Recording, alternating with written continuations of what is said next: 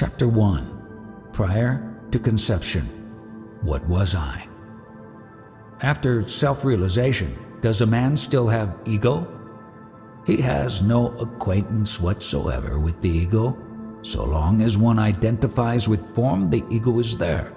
Since a self-realized one no longer has any identification with the body form, the question simply does not arise. And what's more, of his very existence he is not even aware. That means the self-realized principle witnesses the manifest principle, which is the life force, together with the beingness. When one has no form, a person has no more problems. Not a line of the body touches him. That self-realized entity witnesses all the manifest, together with the world and also beingness. In the case of one who has self-realized, do all body actions happen spontaneously? All actions happen spontaneously. When the beingness was conceived, the body formation took place spontaneously around it. There was no question of building the body by someone. In the case of a jnani, one who is established in the Absolute, how can things happen around him for his sustenance? With a child, nature has provided parents so he can develop with their help, but the jnani has nobody around him. When the beingness was in the womb, formation of the body occurred spontaneously, did it not? Similarly, in the case of a jnani, since he is one with nature, he is nature itself. So it is the worry of nature to look after him. No personalities as such are required. Everything just happens around him.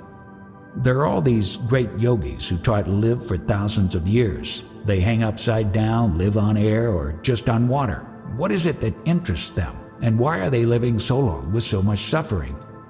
They get some kind of satisfaction out of it. The fact that they are doing something spiritual or doing penance. They want to prolong that and feel they have a certain duty by prolonging their life in the spiritual field. On what does this beingness depend?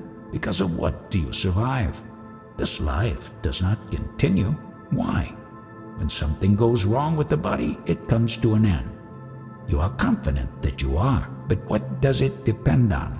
And through what cause does this confidence, this beingness, disappear? In the process, the beingness becomes non-being, and non-being in turn becomes spontaneously being. Now, whom should we question as to how this happens? One has to investigate oneself. You have the faith, you are. On what does it depend?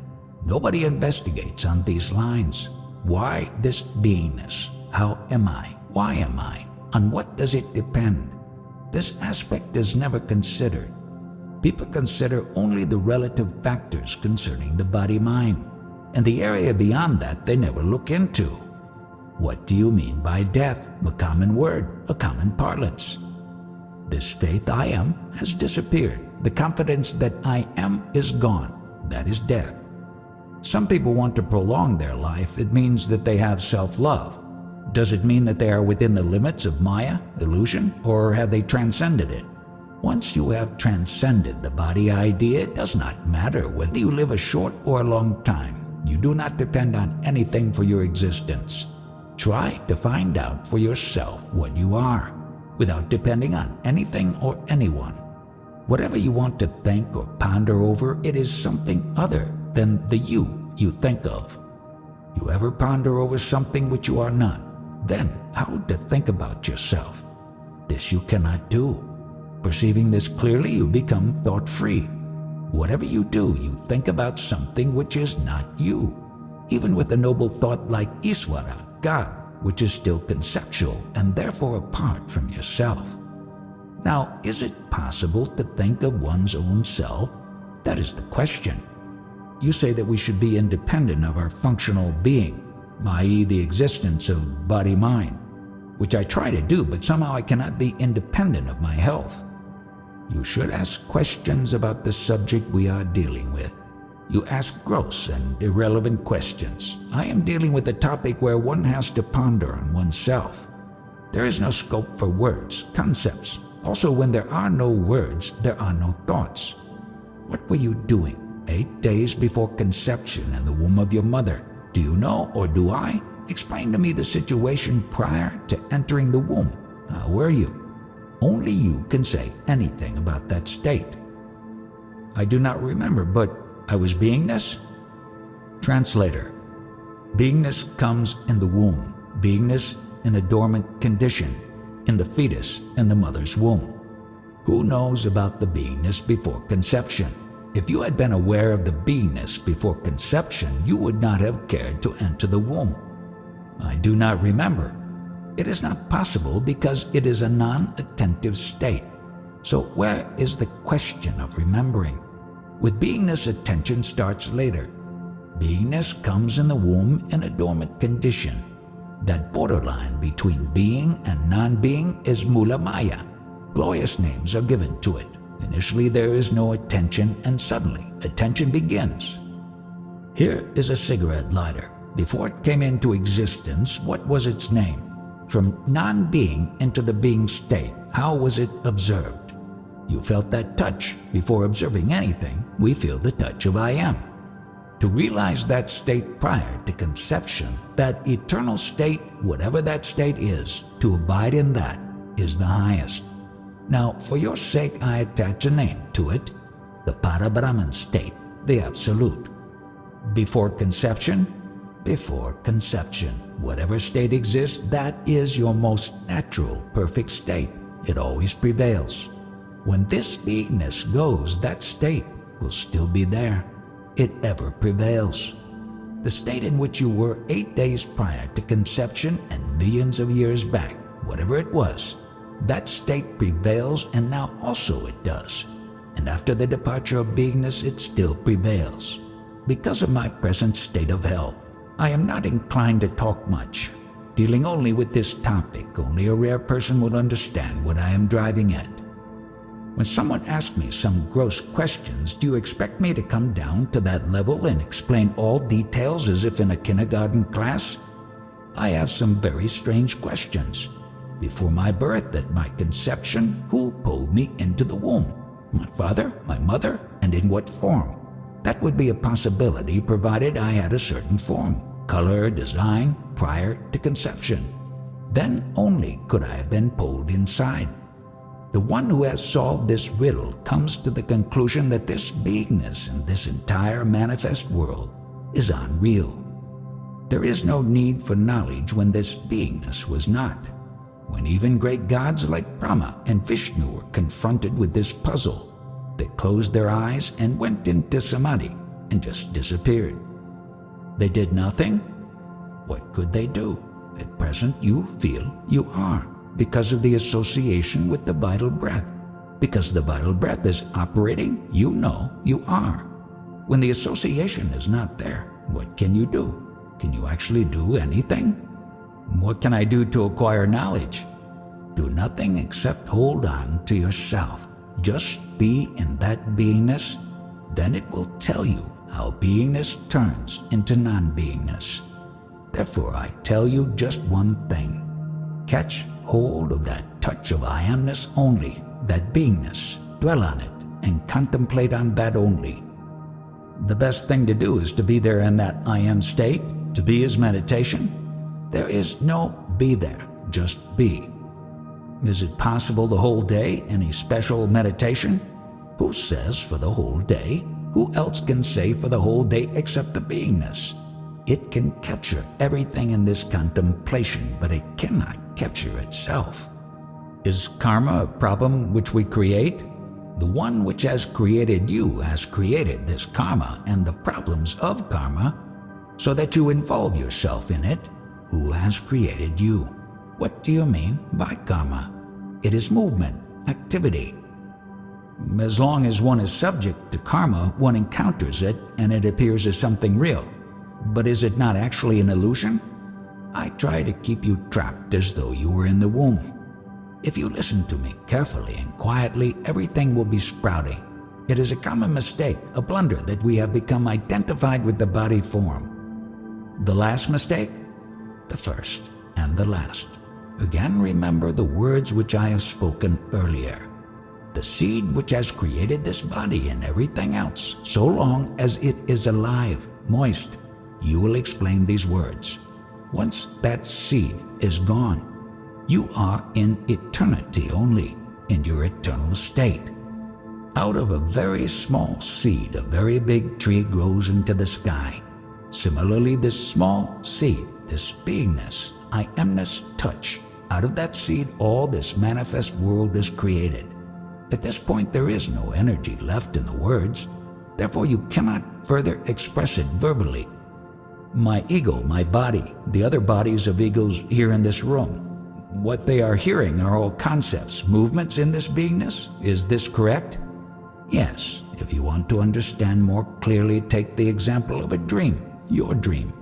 Since I am touching on the highest aspects of knowledge, I am not in a position to reply to any gross questions.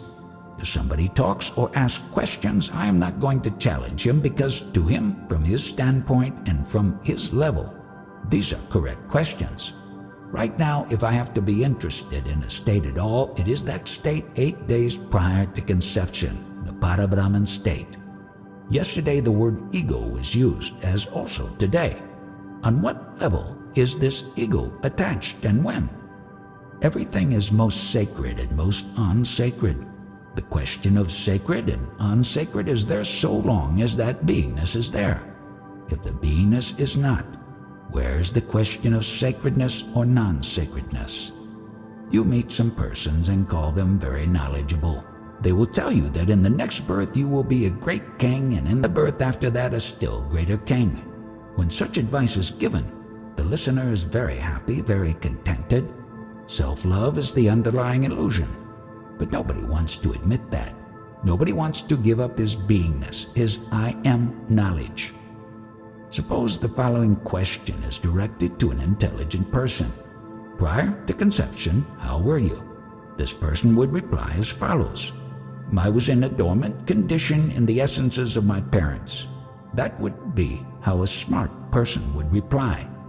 It is, however, based on the conventional outlook, and if you trace it further to the parents' etc., you will have an infinite regression on your hands.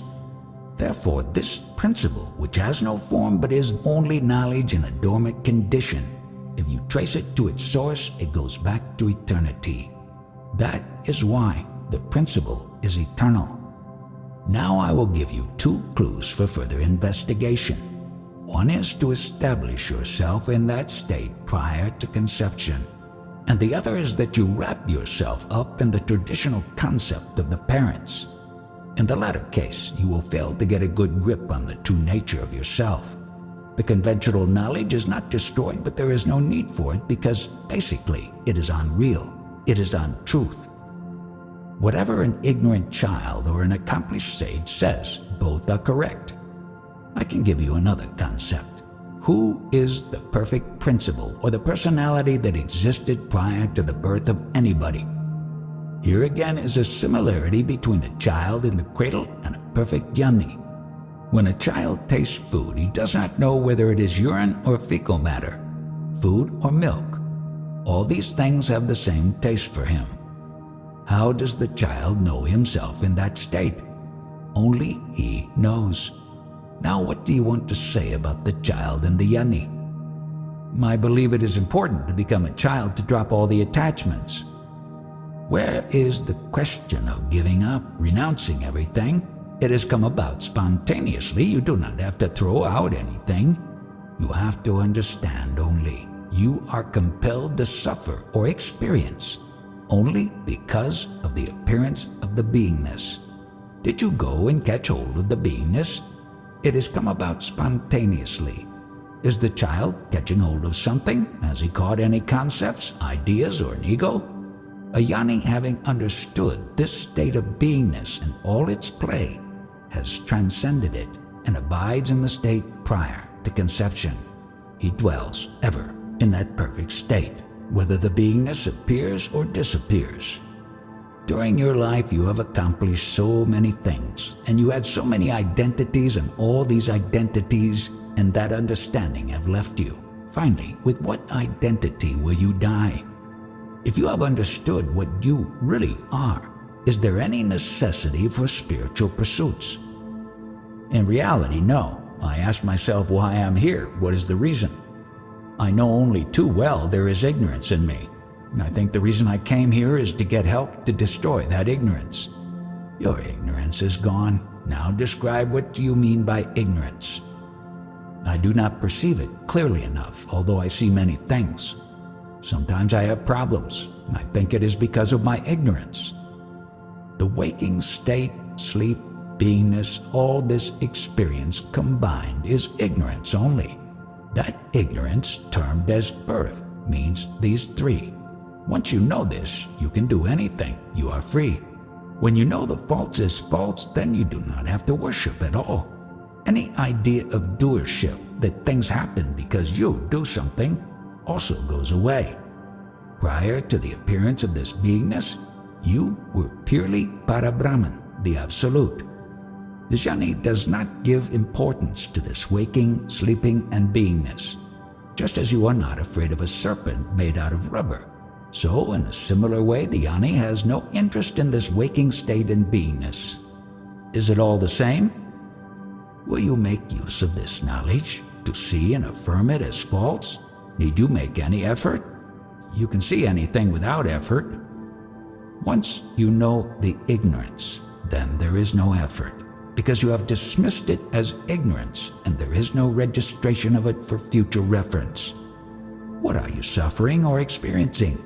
The name of this body form and its associations and that beingness. If you ponder over it, you will have the instant solution.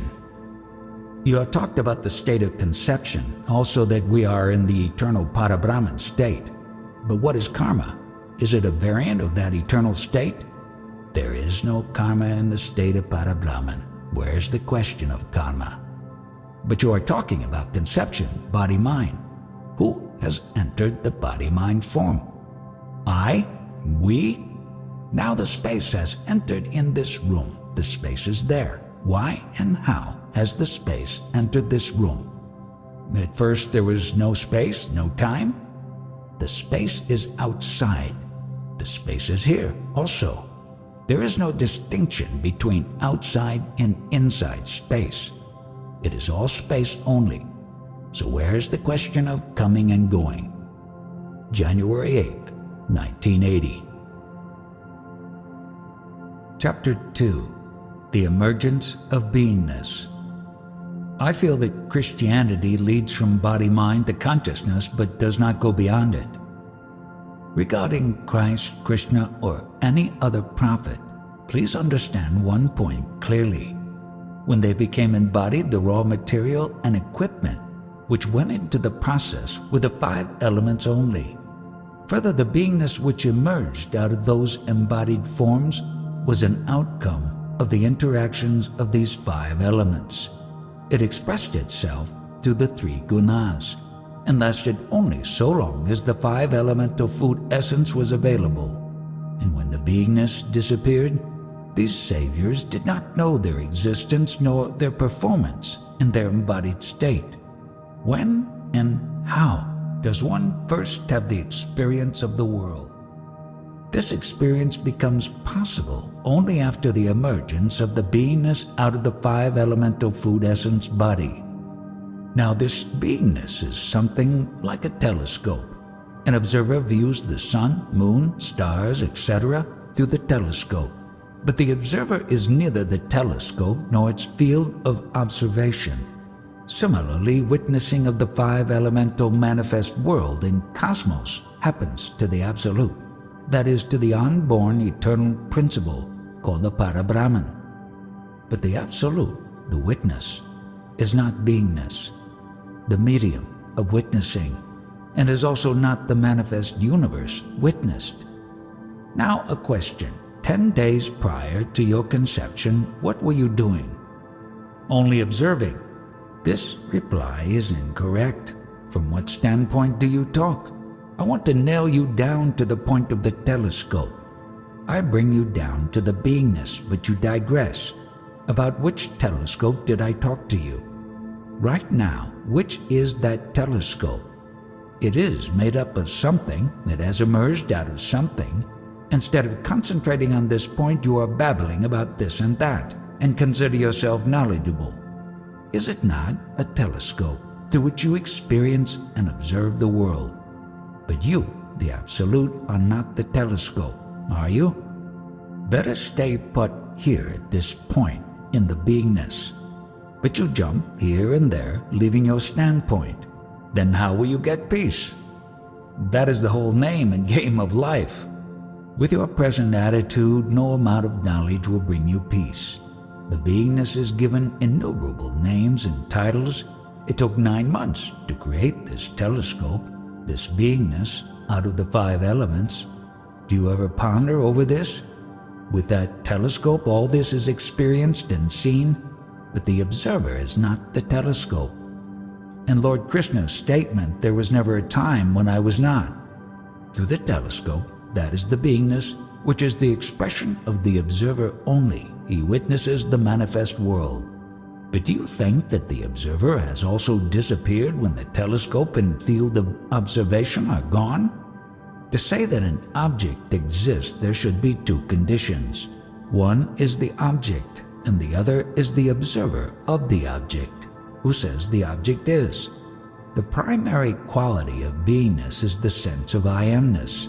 Therefore, there arises a multiplicity of qualities. But the observer, the Absolute, is totally free from any qualities.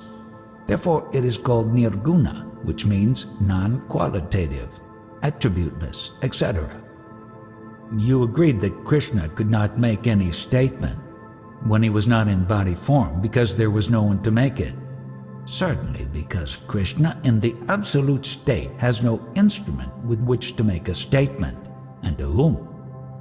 Once you realize that all these goings-on are the products and play of the 5 elements in the realm of the beingness, you remain unaffected by it and apart from it. My attention is only on the medium by which I know, I am, and by which I experience the world. I pay no attention to the siddhi powers in anything that appears. The only relevant question is, how did this medium happen to be? Visitors come here with acquired knowledge and they expect me to comment on it. How can I? They are already clogged up with that knowledge, so let them fend for themselves. A dead man does not interfere with the affairs of a live one. Similarly, the one who has understood and realized beingness is not interested in the activities and happenings within the domain of beingness. Here, we are discussing knowledge that transcends the beingness. But in the world, who is really interested in such profound knowledge? It is a great privilege that you are inclined to listen to such talks. Many people would not care for the talks in spite of the opportunities. There is a story of a Zen master. When a disciple visited him, the master shouted, "Why have you come? Are you not dead yet?" Also, Ramana Maharshi has said that the mind should be totally killed. Throw out all your talking concepts and words. After all, what is the mind? It is just the noise that goes on inside. With waking begins the chattering, and the talk goes on endlessly thereafter. This is your mind, and you run after it. Your breath itself is the talk. If the breath stops, there can be no talk. As I reflect on the matter, I find that love and truth are the same. And I also understand the realization of love is quite beyond the mind. All this talk is at the mind level, but I do not talk from the standpoint of the individual, but from the level of total manifestation. An individual understands himself through certain concepts and accordingly undergoes pleasure and pain. But in actuality, this is not so. The mind which interprets happiness and unhappiness is meant for conducting affairs in the world. The rituals of worship, such as waving of lights, that is arati, and singing of bhajans, are necessary to keep alive our fervor for God and to prevent drabness. What is the meaning of arati as you understand it? Special love. In the Marathi language, arati means special need. The special need is the love that every animal has for itself. It is that love to be that prompts each animal to carry on activities in the world. It is the inborn nature of all the species. Because of the identification of each species with its own kind, the idea of otherness springs up. And it is this otherness which is the root cause of pleasure and pain. Love to be is the self-love. Who does not love himself? This very love is called Atma Prem, or self-love. Because a human being considers himself an individual, he suffers pain and pleasure. Only in the state of consciousness there is no such question of happiness or unhappiness. These are experienced only at the body-mind level. I have transcended this state of body-mind, that is the individual state, and I am talking to you from the dynamic manifest consciousness. The very concept that good or bad is going to happen is completely wiped out of me. Also, I do not have any concepts regarding birth and death. My physical condition is so weak, any other person in such a state would not even be able to get up. Total loss of pride and individuality is my nirvana. That is the state of non-identity. You carry out all your worldly and spiritual activities with an identity. So long as your individuality is not lost, you will be bothered by pleasure and pain, past and future, birth and death, etc. Have you ever thought along these lines? Who asked this question? I, the formless, the dynamic manifest consciousness, am asking you. Why do you suffer pain? You have compressed yourself into a form and an identity, hence the suffering. You pursue spirituality from the same limited conditioned standpoint, and hence you cannot secure any foothold in these pursuits. In whatever subject you are absorbed, you deal with it from the standpoint of a personalized entity, and not as a dynamic, manifest consciousness. The knowledge that you are is manifest and all-pervading.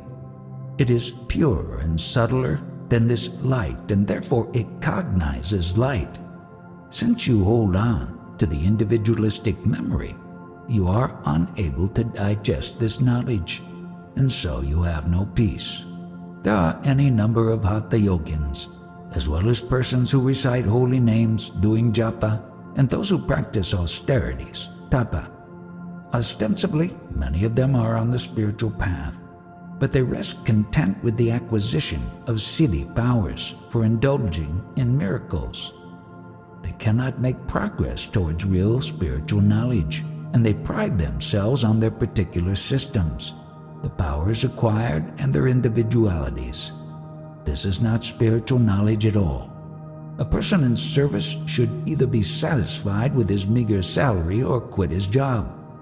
Similarly, a jnani should be satisfied with the three states of waking, deep sleep, and knowingness, or quit them. I, as a jnani, am telling you my story. What is the use of this alternation of deep sleep and waking to me? I do not want it.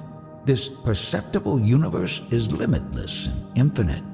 By preserving it, what shall I gain?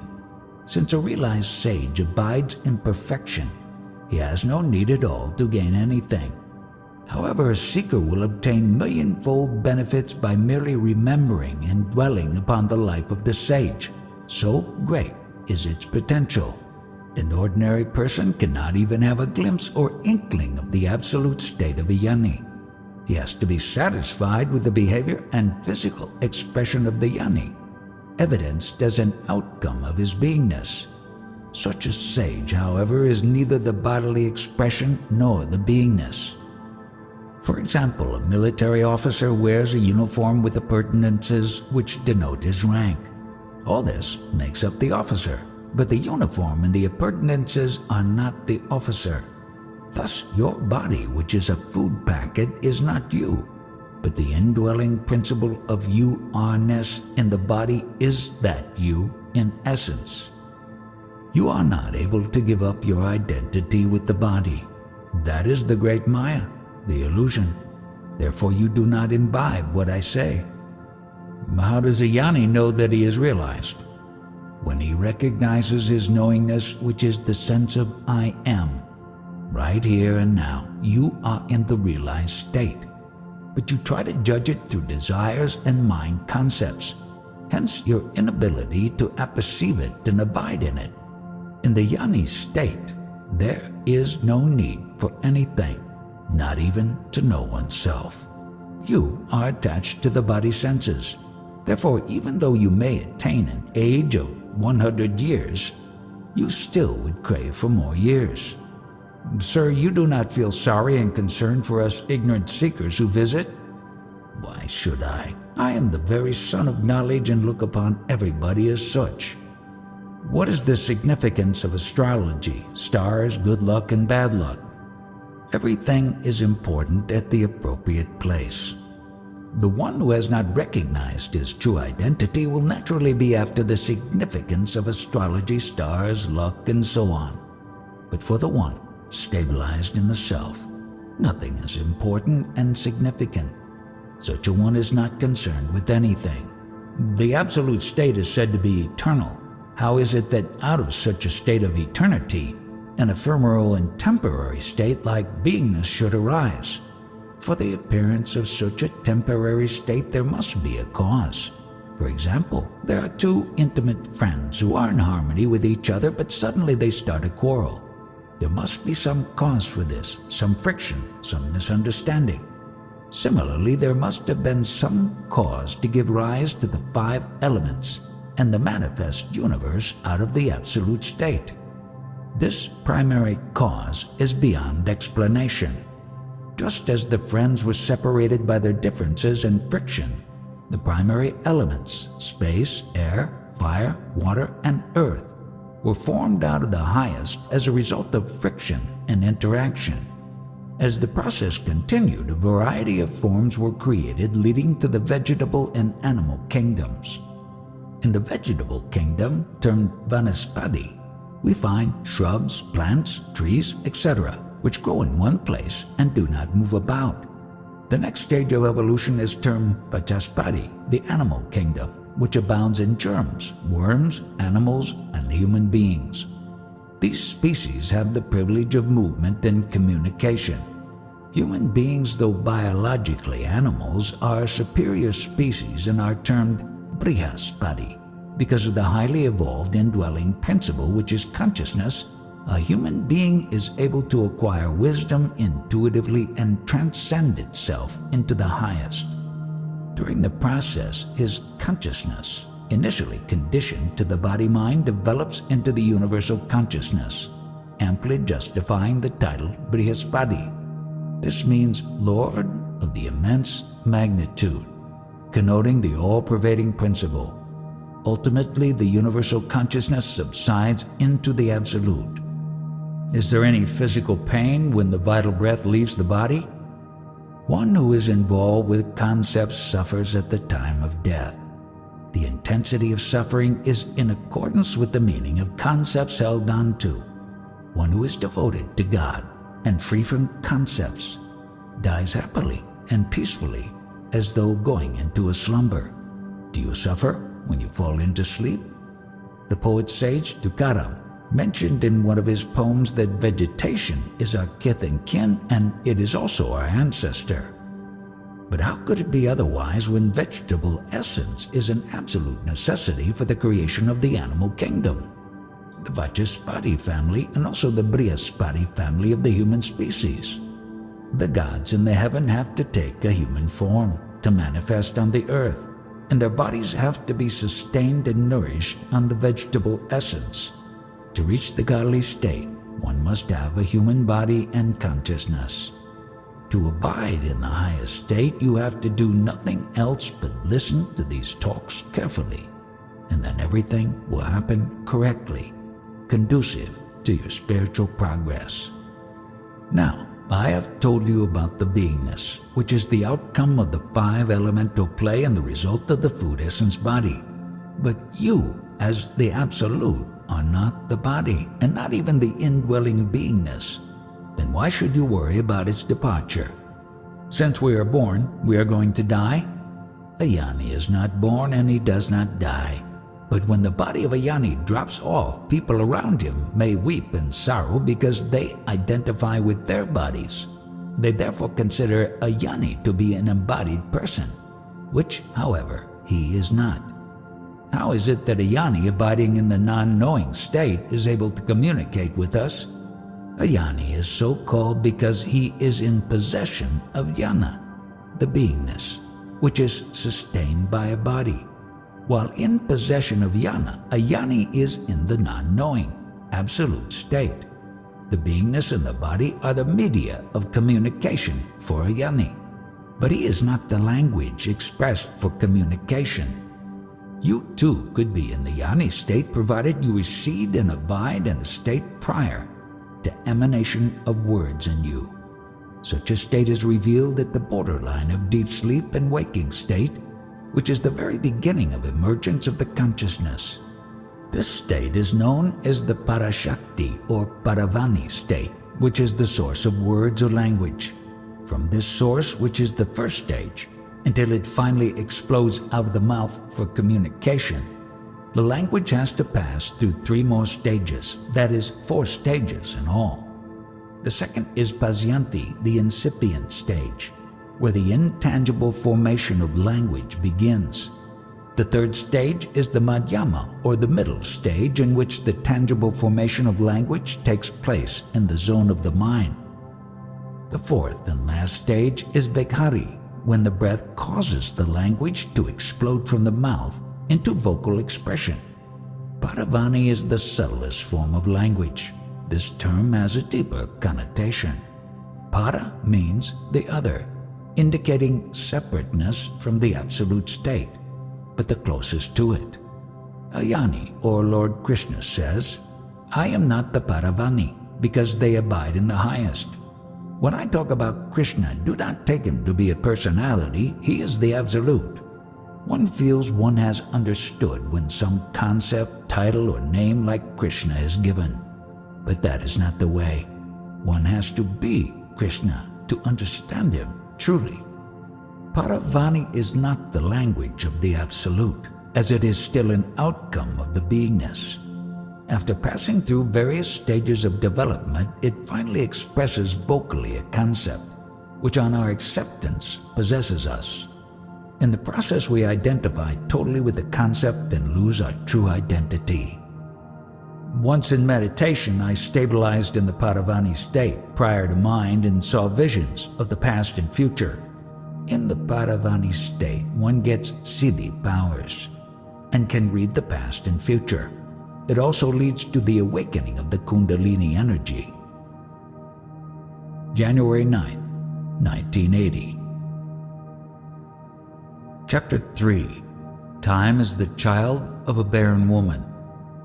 What is the difference between physical suffering and psychological suffering? When there is disorder in the body, suffering is physical. But when there is disturbance due to thoughts and concepts, the suffering is psychological. Have you any idea when all this began? I do not know. It is spontaneous and it is inside. But how and when was registration made of the first day of life? From death, birth took place. Prior to that, there was no consciousness. To what was this title of birth given? Just look into that. What is really born? A concept is born. Even to say that a concept is born is not the full truth. What did actually happen? Time and space appeared. You will have to do plenty of dhyana yoga to come up with a correct reply. There are any number of Upanishads and yogas like Hatha Yoga, Pantanjali Yoga, and others. But I know only Atma Yoga, which is self-knowledge and nothing else. Out of a common heap of wheat, many types of edibles are prepared, using different methods. In the same way, there are many systems of spirituality. I am not interested in nibbling at the various delicacies, methods, and techniques, but only in the main course, which is the primordial source of all existence.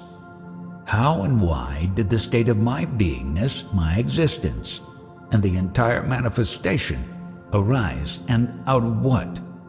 In that original source, there is no feeling of my presence. To that ultimate source, how did the state of existence resulting in differentiation, duality, happen?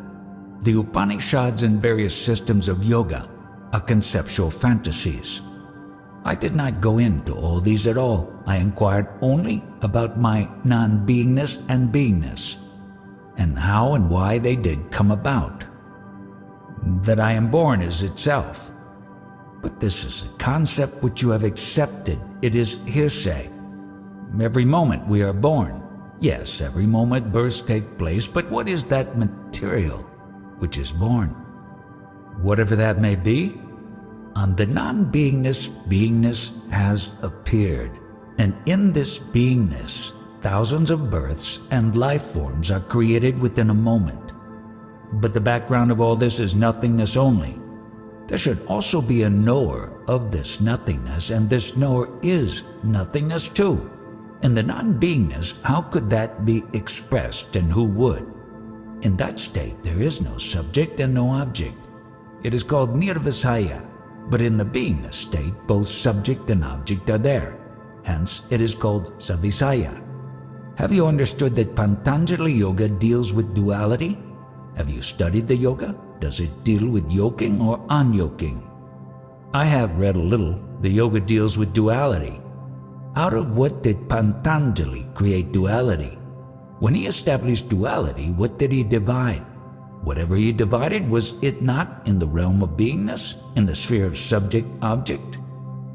The moment one tries to divide something, it becomes objective. But the ultimate principle is prior to the sphere of subject-object. I would like to know how you divide that state. On the state of non-beingness, the beingness appeared together with manifestation, creating a feeling as if I am. Who is that is not important. Only I am is important.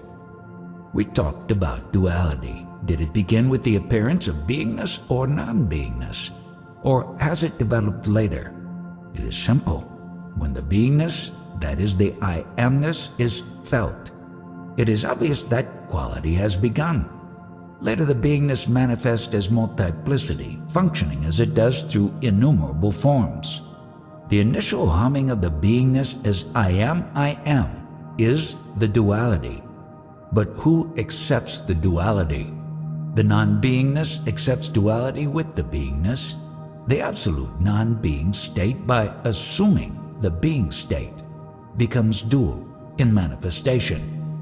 Words create duality between us. Two persons are sitting quietly and there is no quarrel, but the moment they start talking, duality begins. When the non-being state expresses objectivity through the being state, the latter is called Maya, the female aspect, while the non-being state is considered the male aspect. Therefore, the functioning of the manifest universe is called the play of Prakriti and Purusha, that is, the female and male aspects. I was trying to follow a path through which this beingness could experience the non-beingness, which amounts to the manifest experiencing the unmanifest. Right from the start, we must understand its impossibility. I have been telling you the same thing. You should do plenty of deep meditation. The beingness should totally merge in the non-being state. Every day I get rid of my stress and strain when going into deep sleep. In this way I forget myself, undergoing oblivion and relaxation. Thus the beingness should be lost in the non-beingness. When the dhyana yoga is done correctly, the beingness dissolves gradually into non-beingness. In the intermediate state between deep sleep and waking, a dream vista presents itself. Similarly, in deep meditation, all the necessary wisdom is revealed to you. After understanding all this and realizing that the manifest world is unreal, do you still consider yourself a personality? The beingness state is the manifest state. It is not individualistic. It is made up of the 5 elements, 3 gunas, and Prakriti Purusha, the female and male principle. The beingness later merges into non-beingness. That is why I say my process is Atma Yoga, which means abidance in the self.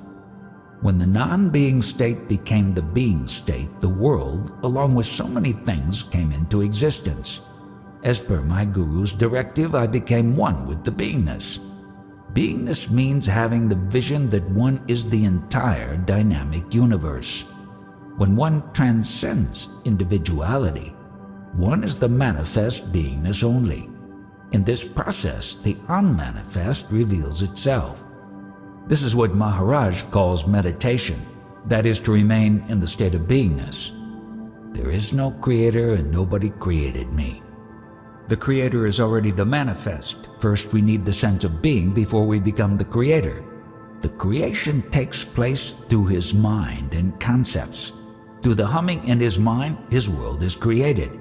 Even if you are alone, your mental blabbering and chattering go on. Also, the mind is created. Yes, but when? When the non-being turns into being, then only the mind appears and functions.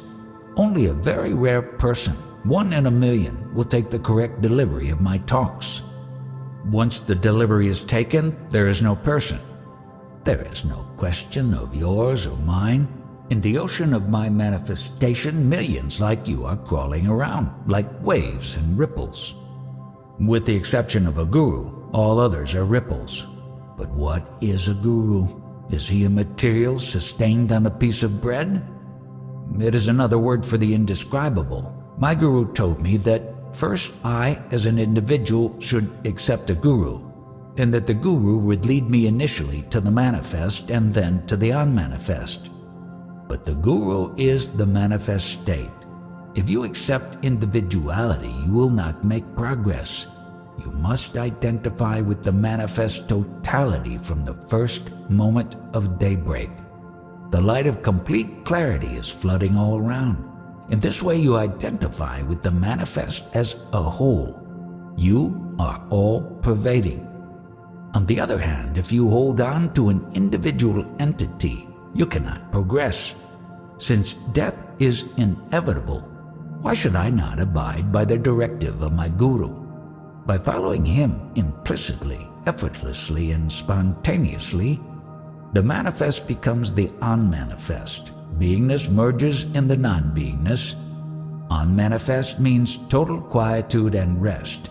Then there is no birth and death, no coming and going. Worldly activities are not possible without the humming of beingness. Individuality and manifestation are the outcome of the non-being state turning into beingness, like the waking of a person from deep slumber.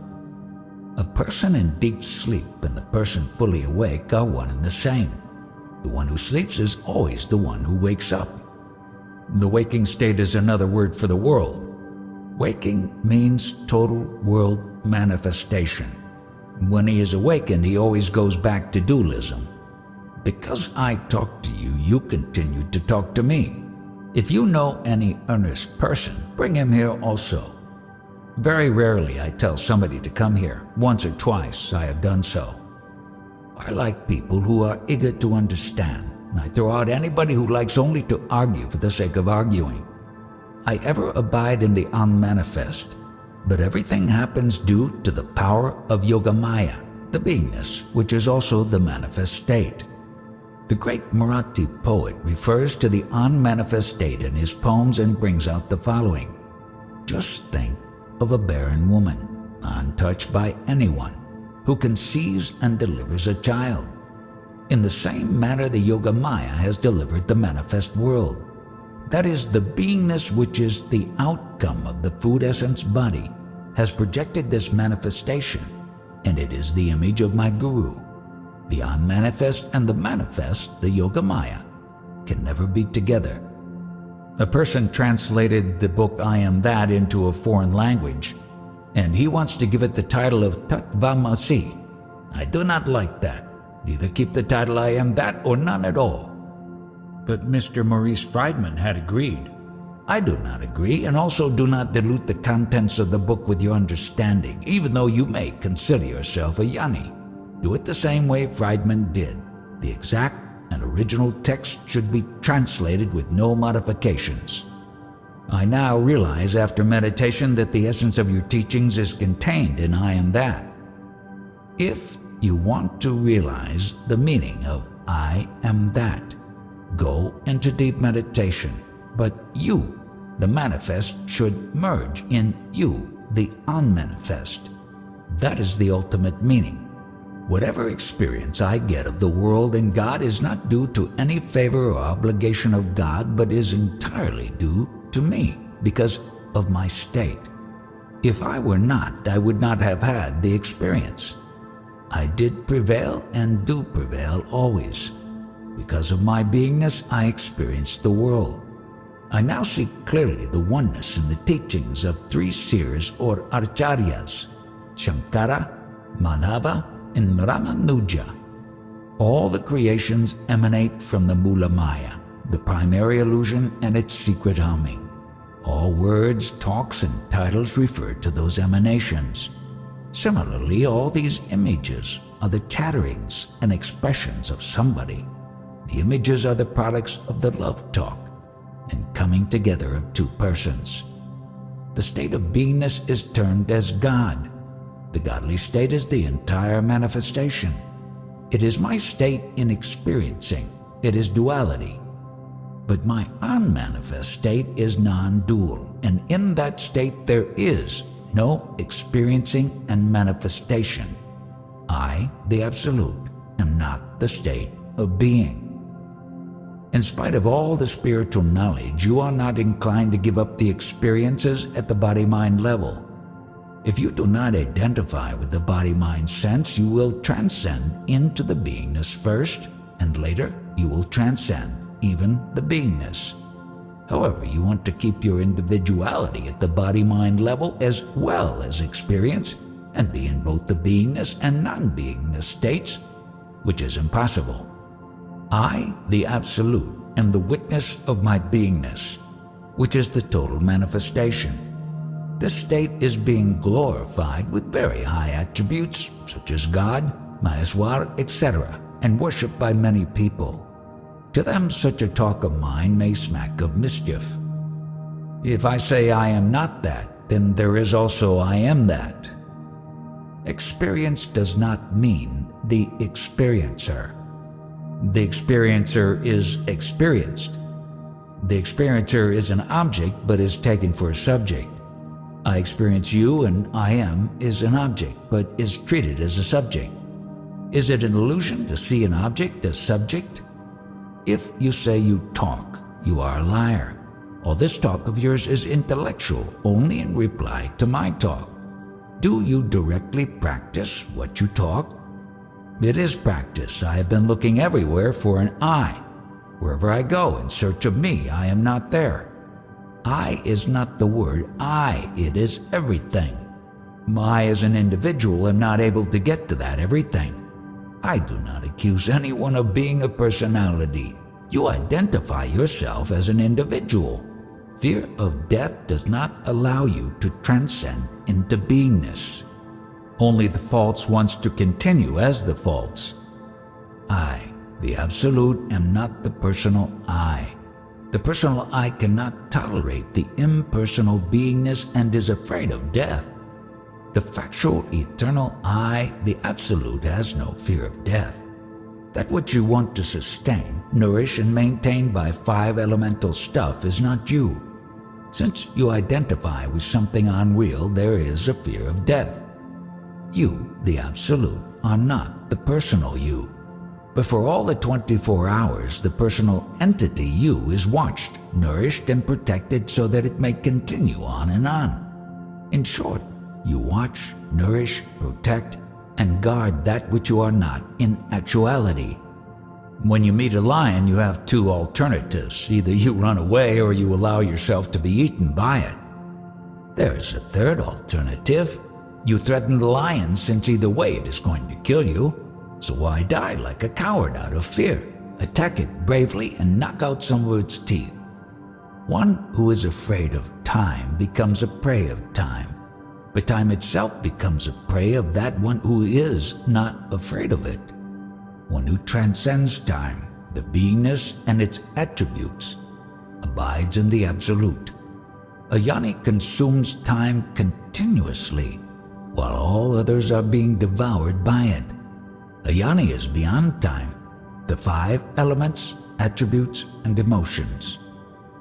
We have to be very careful that we do not set up something as real that one intends to consume. You presume to be a yoni, but you are filled up with so much stuff. To fear time is like fearing an unborn child. I did not state that I consider myself to be a yoni. Time is the child of a barren woman. Maharaj is pointing to the visitor and another person. Both of you are eminent personalities known for spirituality, and you have come well on to attack me. But I tell you, you cannot locate me. Why am I not afraid of time? Because even the dissolution of this manifest universe, the Brahman, cannot destroy me. Prior to, during, and after the dissolution, I, the Absolute, ever prevail, untouched, untainted, and unchanged. While dying, with what identity will you die? If you are certain of your death, why suffer a lowly death? Die nobly and honorably. Before death, be the highest, be the infinite, the Absolute. January 14th, 1980.